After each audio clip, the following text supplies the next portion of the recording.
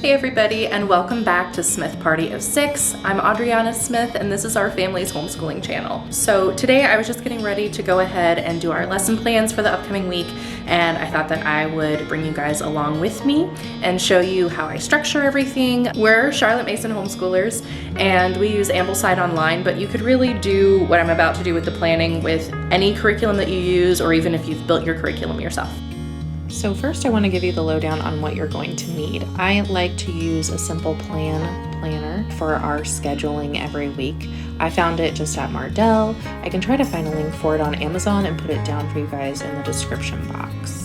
Next up, of course, you'll need a pencil and a felt tip pen. I like to use that for what I write in on the sides.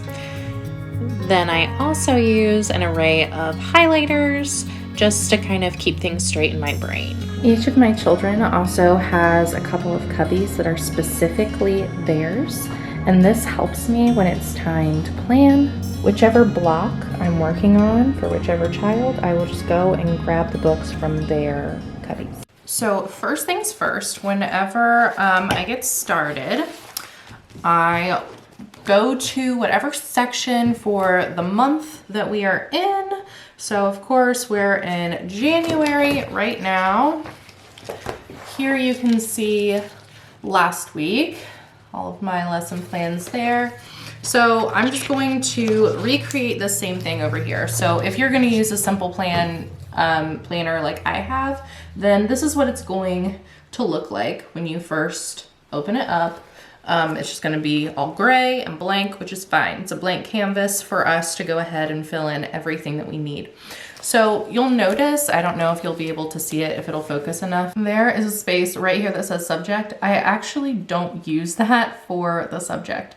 Instead, I use each of these as a different block in the day, which means basically that I end up breaking it up by child, and then we have a block for our family section of the day, and then we also have another block that I do for just the older two kids together. There are a couple of books of ours that we use for them together.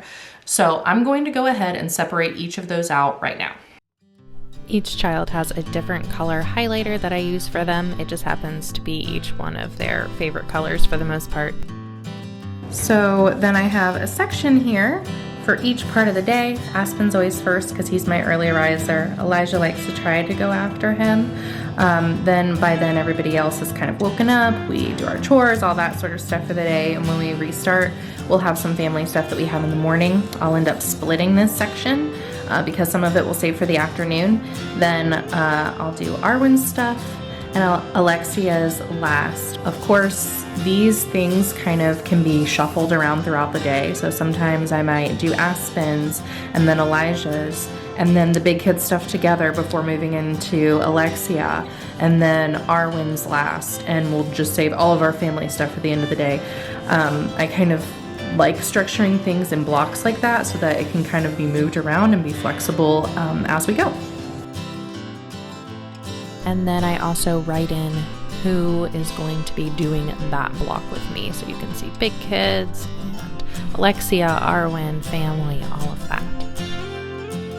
So after that, I like to really lay the whole thing out here so that I can see it all at the same time. This would be a time for me to write in, like if we have any doctor's appointments or anything like that going on during the week that are going to interfere. And actually, I do have a doctor's appointment this week on Tuesday. And so I'm going to make note of that at the top so that as I'm planning that day, I can keep it in mind that I have something. All right, so then at this point, I'm going to go ahead and get out these planning sheets that I use. So if you use Ambleside Online, there is a place where you can go and print off these sheets for your child's year. I just downloaded it as a PDF. I printed, it's gonna be 2 separate sheets. I cut the top off so that I could tape them together. And it just lets you see each week what their readings are going to be for each subject. So if you've put together your own curriculum, I'm sure that at some point you've decided decided, you know, what books you want them to get through for the year, all of that. So this video is really assuming that you kind of have the plan for the year already. You have goals for the year, what you want them to get through. And so it's just down to planning for the specific week. So last week we were in week 18. I'm going to go through and check off all of the stuff that we got done. For certain weeks, we might not get to a certain reading, and so I won't check that off. And then I'll know, hey, we still need to do this certain reading this week and get through it. There are certain weeks on here where there's kind of a lot all at the same time. Ambleside can be a pretty rigorous curriculum in some sections. So like Arwen, she's in year 1, she's 6 this year, and part of her literature readings have just been really rigorous during this second term. So there are certain things that we just finished reading The Kangaroo, for example, from Just So Stories, Old Man Kangaroo. And that was for week 16, but last week was actually week 18 because we just had so much other literature stuff to do. I just really didn't have anywhere to put it. And also we're just coming out of all the holiday season, and that's always a super busy time for us. I really use these yearly schedules kind of more like a guide to say, hey, if you get this done by this week, you're really kind of staying on track to finish all of this that we want to get done by the end of the year. And of course, worst comes to worst, if there's something on here that we wouldn't be able to get to before the end of the school year, that would be okay too. These Ambleside sheets are really nicely divided into the different subjects. So I'm just going to go down through each subject and check off what they did in that subject for the previous week so that I know what we have left and what's next on the agenda. There are spots on these sheets not only for the subjects that Ambleside provides, but also other things down at the bottom that you can write in yourself, like whatever you're doing in Spanish and math and handwriting and copy work, all that sort of thing as well. It really came in handy while I was trying to put everything together for the year. So now that I know what each of them has already done and what they still have left on their sheets, I'm going to go ahead and grab their notebooks where I write down their independent work for the week as well. I forgot to mention those in the beginning of the video. So I don't know if you have your children do independent work. Mine definitely do. I can't be everywhere all at once. So, you know, there's 4 of them. They have to do certain things independently, especially as they get older. So for example, Arwen might just do like handwriting, copy work, some phonics stuff on her own. She has like a few different things, drawing. But the older kids, they are going to actually have certain subjects on their own. So Lexi is reading her literature book on her own, Wind in the Willows, right now. I started it off with her, but now she listens to the audio recording while she is following along in her book, and she narrates into my phone afterwards so that I can hear it. Or if I'm not busy at that moment, then she can just come and narrate straight to me. And then Elijah, he has even a couple more subjects that he will occasionally do on his own, or maybe even not an entire subject, but just one of his books from that subject he might do on his own. So then while I'm planning all of this, I just go ahead and write down their independent work and plan that for them as well so that they know exactly what they need to do for each day. I can already tell you that this is going to look like a ton of writing, and it is. I did make up sheets in Canva that I could use repeatedly week after week and just print out, but our printer has been having some issues, so I'm just using these notebooks for now, which honestly saves on ink and all of that anyway, so it's fine. I try to keep each child's name up in the top corner of the notebook since they're all the same color to help me kind of keep them straight. Then I'll go in and fill what they would normally have on those days. And I will also put dates on there, which I don't remember if I do in this video or not as I'm recording this voiceover, but I do try to keep the dates on there just so if I need to look back for anything, then I can kind of keep it straight. Or if they accidentally flip to the wrong page in their notebook, then they can easily get back to where they need to be and know which date is for the right week. In our Charlotte Mason homeschool, I try to focus on making their independent work things like handwriting, copy work, any memorization that they need to work on, though they usually will do at least one day of their recitation work with me as well, just so I can kind of check in and see how they're doing with memorizing their poems. They're all also working on memorizing books of the Bible and where each of the U.S. states are. The older kids have theirs, but Arwen's still learning, and the older ones are more working on spelling than anything else. But then they also do like piano and drawing on their own. Just really anything that you want them to be able to get done, but are things that you don't necessarily need to be sitting with them for the entire time. It's really nice to make those things into just like their independent daily work, which is also teaching them to take responsibility for their own education. I will also put a link down in the description box for those editable templates off of Canva if you want to make daily worksheets for your kids as well. So once I've done that bit, I'm going to go ahead and start filling in Aspen's stuff because this is the easiest. He's in pre-K right now, and he pretty much does similar things every day. Like we'll start out with calendar, we'll read from his little Bible book that he has, and move on from there to do like some phonics stuff with him, some of his math stuff. So we kind of have a daily flow down, and so I'm just going to write that in really quick.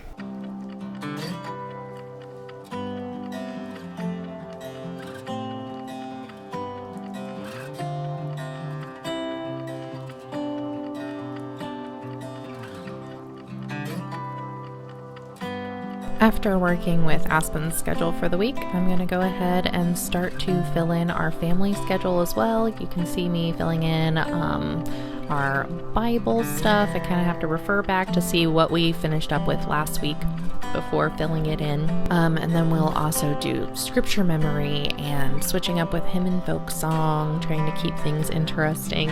It's always a good way to start the morning with some songs.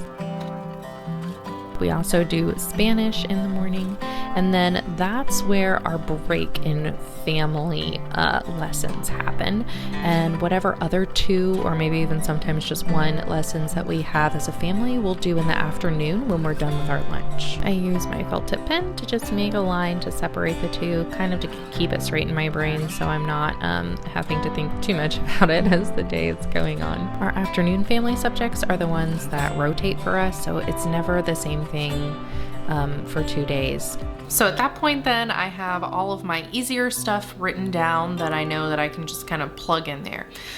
After that, that is when I really start relying more on my handy dandy sheets that I have printed out here from Ambleside. So I'm going to go ahead and look through whatever readings each of them is going to have for this week in each subject. And I want to kind of vary our days. That's something that is important in a Charlotte Mason education.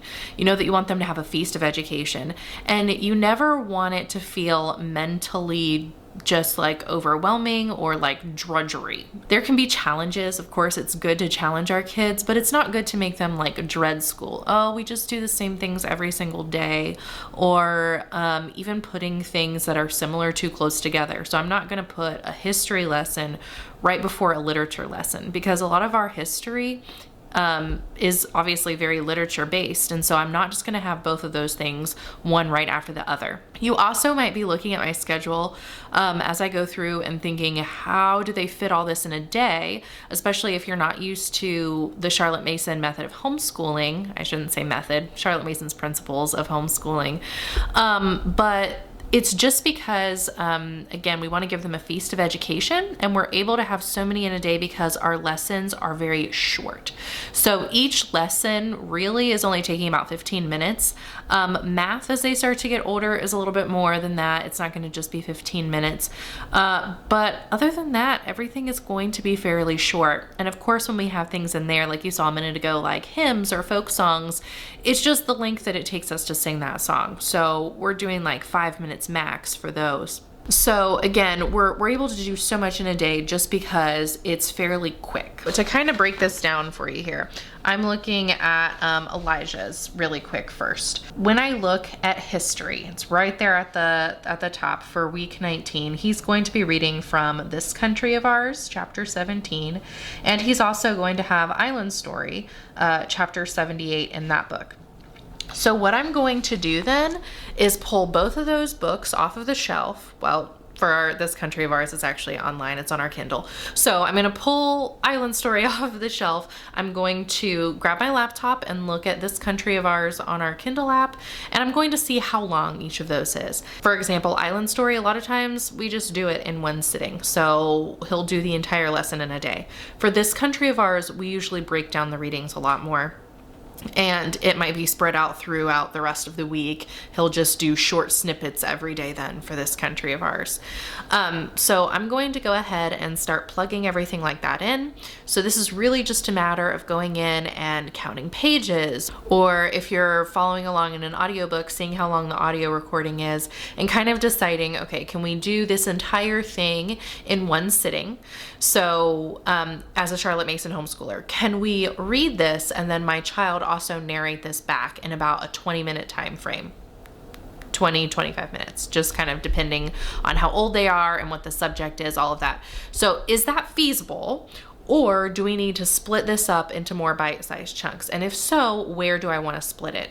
So I go through, I count pages. If it's going to be like 30 pages long, then I'm like, okay, so we normally do about 7 pages in a sitting for Elijah. So if it's going to be 30 pages long, then maybe I'll break that into like 4 pieces so that we're still averaging around 7 pages. We might have to do 8 for a couple of days, but it'll be fine.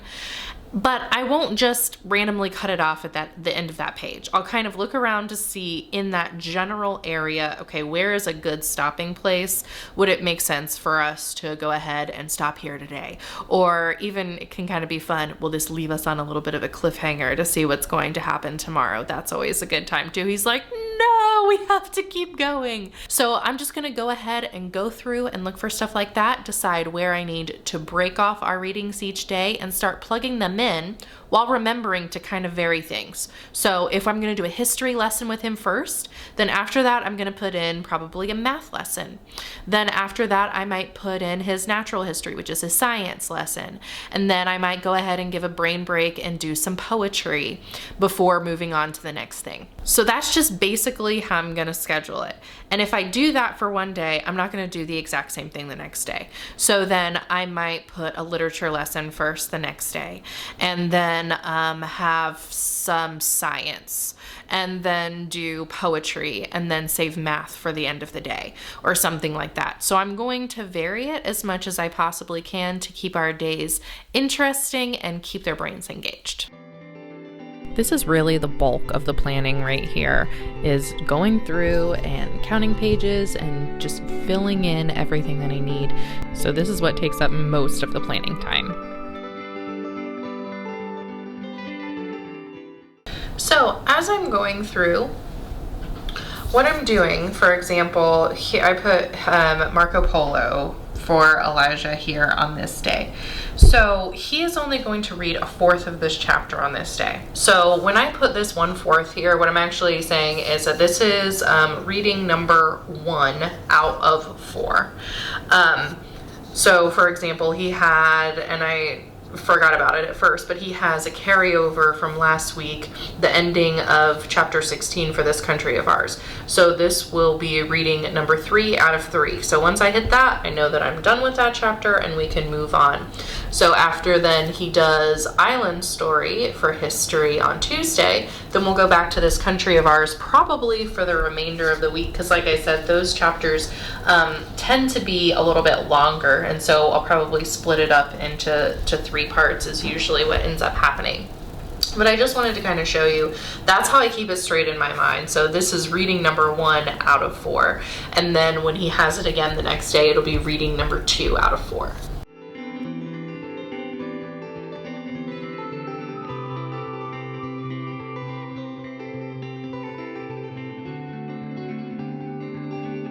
Okay, so I've just put in the rest of the stuff for Elijah for this week, exactly what he's going to be doing with me. So I'm just going to go ahead now and grab the book that he is doing on his own for literature this week, called Children of the New Forest.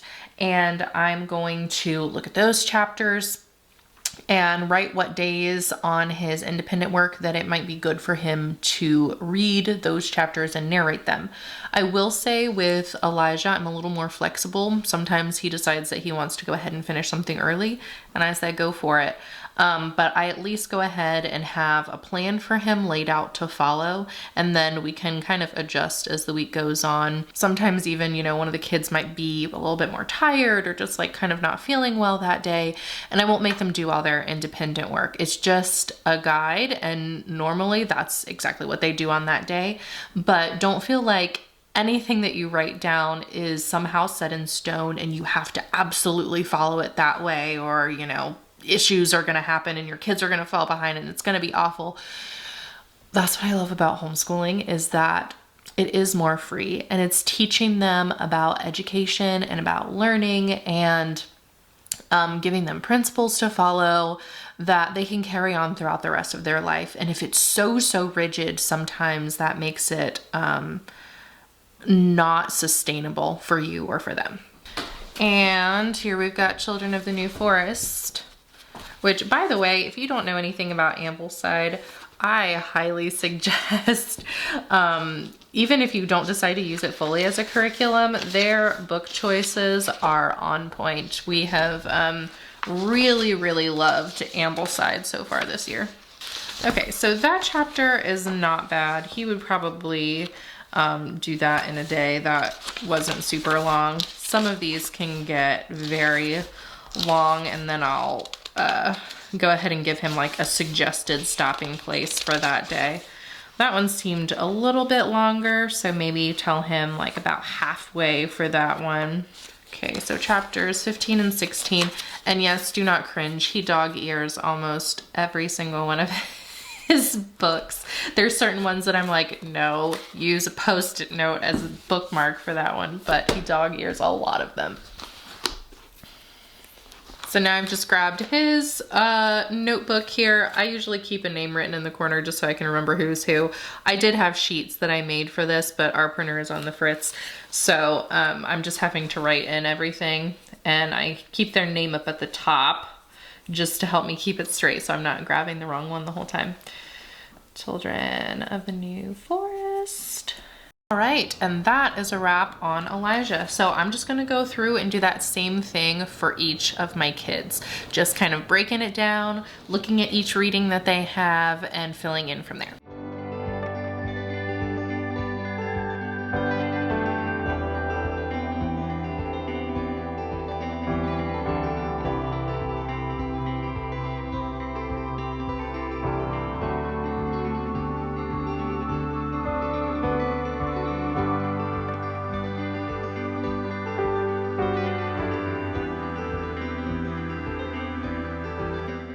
Okay, so another tidbit here as I am working through scheduling here for Arwen's lesson plans for the week.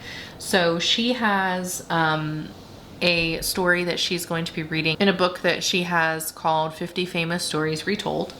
And in this book, we kind of jump around a lot throughout the year for the Ambleside reading schedule. So as I am going through, I will, in the Kindle, I will put a little bookmark there to let me know that that's where we're at so that I can easily navigate in there. And also in Kindle, you can add notes like at the end of words. So if I need to break up something that they're reading in Kindle, then I will go ahead and just add a note at like the end of the section that we're reading. And I'll make that note just like the word stop. To let me know that that is where we are ending for the day.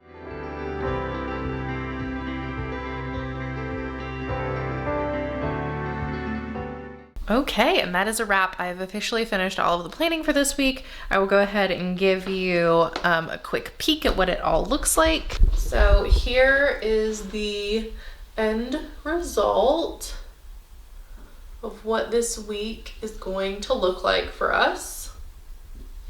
Again, it might look a little full, especially if you're used to something like a little bit more traditional, a little bit more like public school. That might look like a lot to get done in one day. But again, the lessons are fairly short. I break them up into those bite-sized pieces as I'm going through and choosing their readings, so that it doesn't become something that is overwhelming. Also, I just want to point out really quick, in our family style stuff, camera just died, so switched over to my iPhone just to finish this out really quick. But I just want to show you that on our family stuff, we have certain subjects that alternate throughout the week. So right here, hymn and folk song alternate with each other every other day. We have our scripture reading first, then we have our scripture memory, our hymn or our folk song. We do Spanish after that. But then, so we have a picture study, and we only do that one day a week. Again, brush drawing is another one that we only do one day a week. Composer, we only do one day a week. Now we might also listen to our composer like in the car when we're driving somewhere or something. They have to memorize where all the different states of the USA are, and so that's something that they get quizzed on once a week. They get given a map, and the older kids they know where all of them are now, but they're still working on spellings of all the states and getting those down. So we do that once a week. The rest, so we have our science that we do together a couple times a week, and then you'll see I have Wing Feather written in. That's our current family read aloud right now. So then I have that sprinkled throughout the week as well. So yeah, there are even subjects on here that they only do once a week or twice a week. It's not like they're doing every single subject every single day, and that also helps to vary it and kind of fit in the feast. I hope that you enjoyed this video and that it was helpful for you. And if you have any questions, you can always drop them into the comments and I'll try to answer them. If you need another video for clarification, especially as we near like the following school year, next school year, I'll be doing a breakdown on how to plan out the school year and get everything all ready for that. I spent a very long time planning this school year, and that's, you know, to help make everything else go really smoothly throughout the rest of the year. So I will do one of those at some point. That's just not something that I'm currently working on right now because we're still in the middle of this year right now. But if you have any questions, do not hesitate to ask. I love to help you guys out. I hope that you enjoyed this video, and I will catch you next time. Bye.